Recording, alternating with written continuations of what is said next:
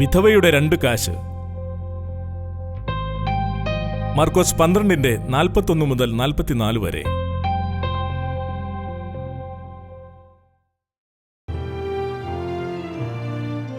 പിന്നെ യേശു ശ്രീഭണ്ഡാരത്തിനു നേരെ ഇരിക്കുമ്പോൾ പുരുഷാരം ഭണ്ഡാരത്തിൽ പണമിടുന്നത് നോക്കിക്കൊണ്ടിരുന്നു. ധനവാന്മാർ പലരും വളരെ ഇട്ടു.